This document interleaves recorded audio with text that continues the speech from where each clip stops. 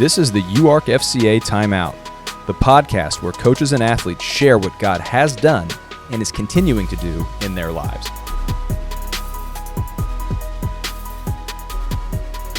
And welcome back to another episode of the podcast. Today I've got Hunter Nicholas with me, assistant men's tennis coach from the University of Arkansas, who I feel like I could just ramble on about all the things that I know about him, but I don't think there's anything better than to let him introduce himself and tell us a little bit of his story, and most importantly, when you first started following Jesus for the first time. So Hunter, if you wouldn't mind just telling us about who you are and kind of your faith background. Yeah, absolutely. Well, my full name is Jeremy Hunter Nicholas. That is who I am by name. Okay. Yeah, long story, but my dad wanted Jeremy, mom wanted Hunter.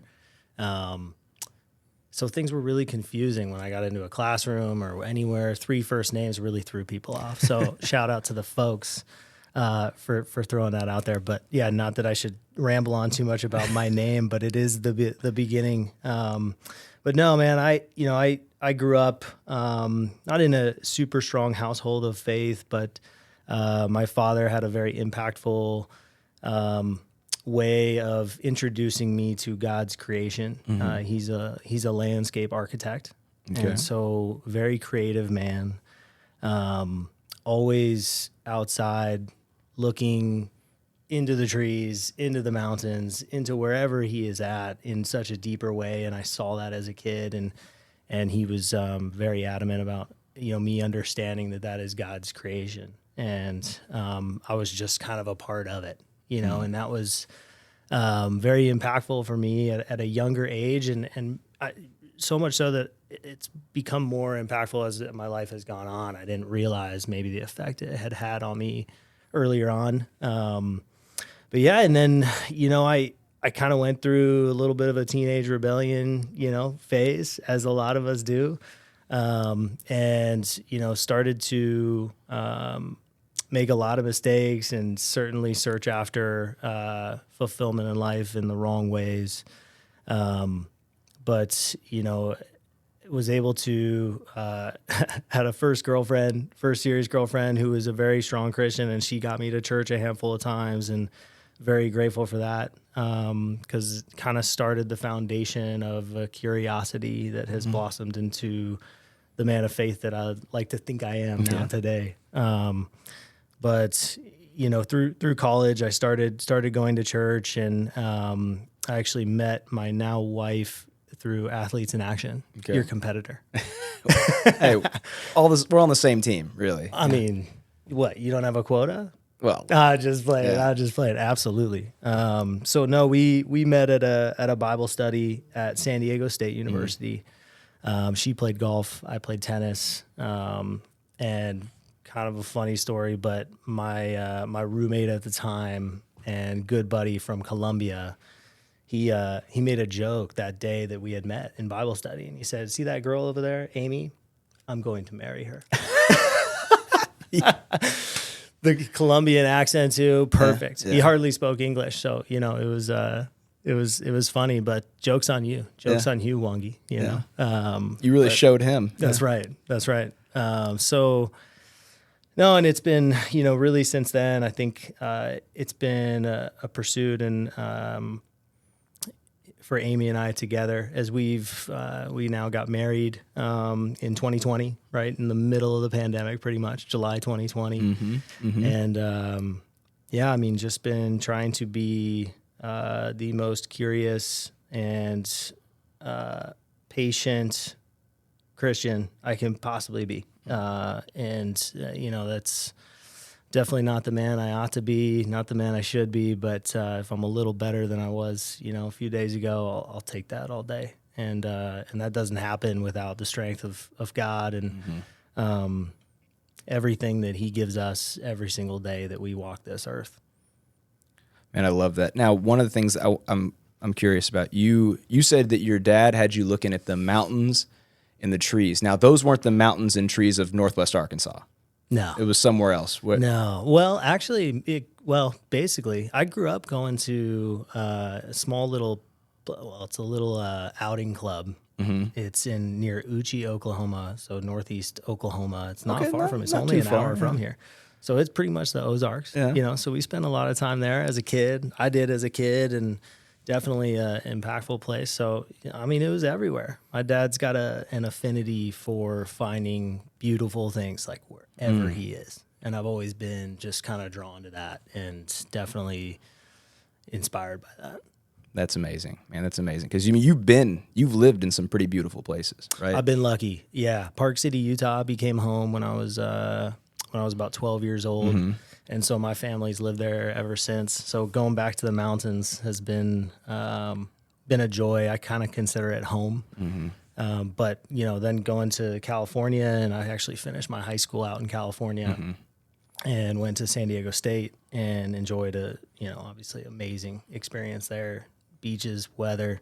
We used to joke when there was one cloud in the sky, like, oh, what is this place? This is a piece of crap, so upset. But no, we're very lucky to be there for sure. And now you get to experience a little bit of the beauty of the natural state. Hey, it's been a pleasant surprise. Yeah. I mean, I kind of knew a little bit about this region, but my wife is super happy here.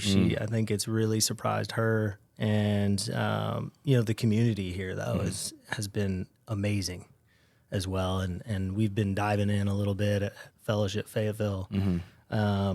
And, getting involved in some Bible studies and been able to connect in a much greater way than we have, in past places. And so that's been a huge blessing as well. Yeah, let's talk about that for a second. You guys got here, and you did not waste much time before you made the effort to get plugged into church, into small groups, into community. I remember whenever you showed up on campus, you got hired, I remember coming into your office one day and said, I work for FCA, and you're like, yes, let's make something happen here. And just, you had this enthusiasm, this desire to find or build that community, that faith community here, even right when you just showed up. And you found a church, you've been plugged into a men's small group.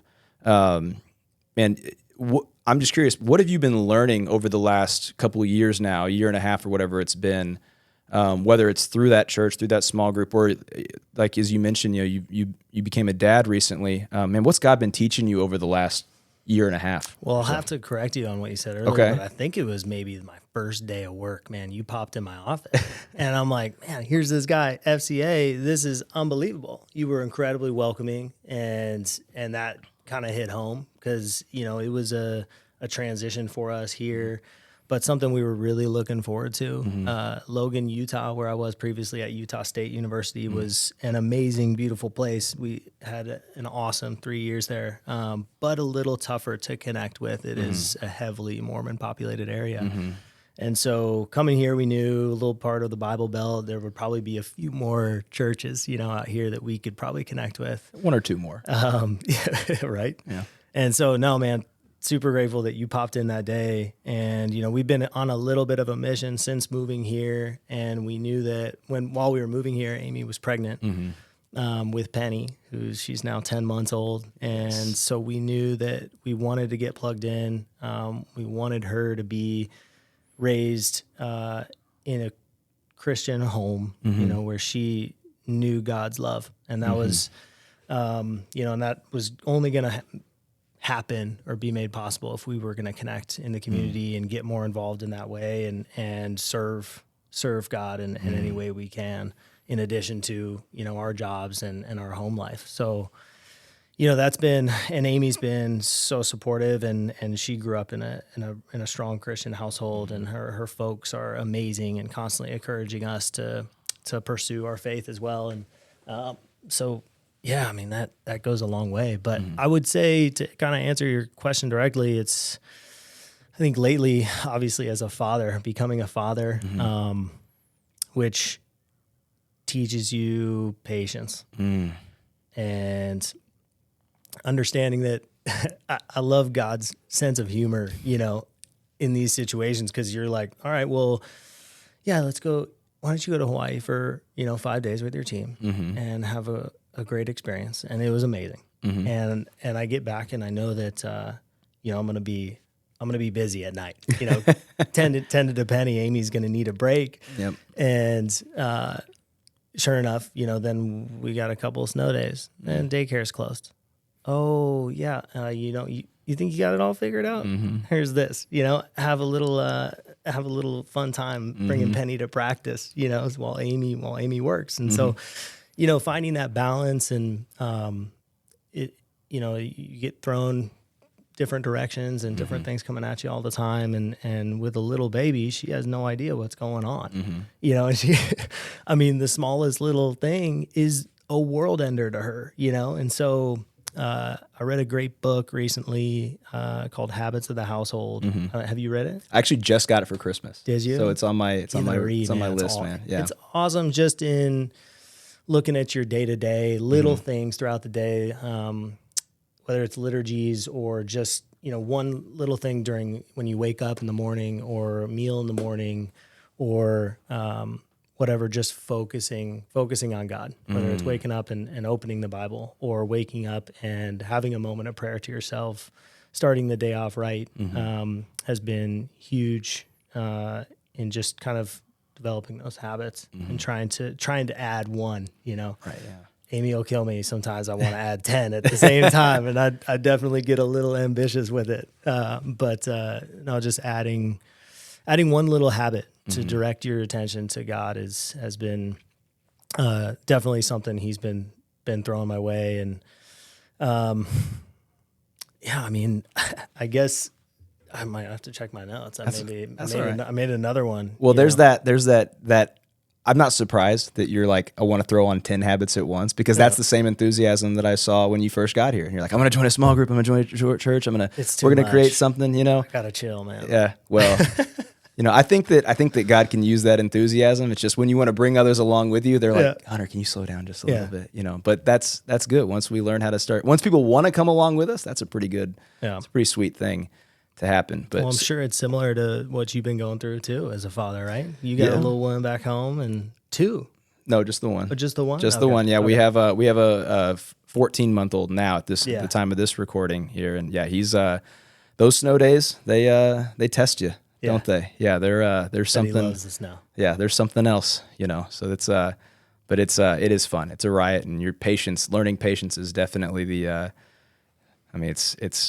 It's part of it. But, I also don't want to be like, you're never going to learn patience until you have a kid. I like to think that there's another way to learn patience out there, but it does expedite the patience learning process, doesn't it? For sure. But let's talk about those habits. You talk about building habits. You mentioned maybe a few of them.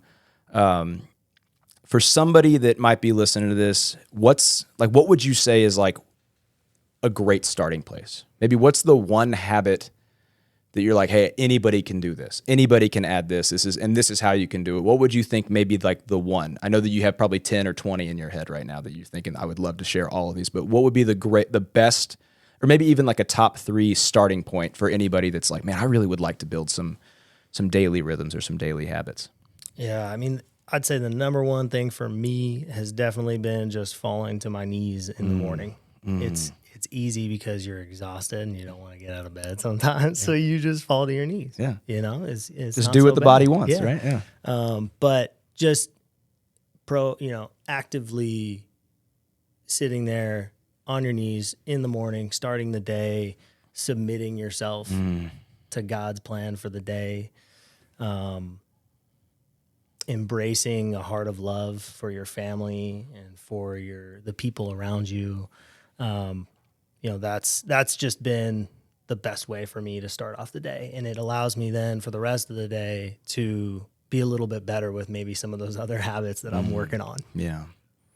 Man, I love that. I think anybody can do that, right? You jump out of bed. It doesn't matter if you have roommates or not. Doesn't matter if you live alone or if you have a whole family or whatever. Anybody can get out of their bed, drop to their knees and pray in the morning. That's amazing.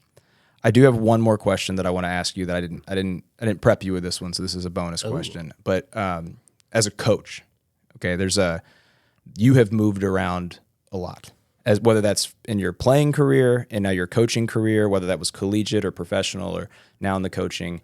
Man, what are some of the challenges that you've experienced as kind of in the faith world and the coaching world, and what encouragement would you offer maybe another coach that's listening to this right now? That's like just that if you could encourage your fellow coaches right now, what's one thing you would offer them?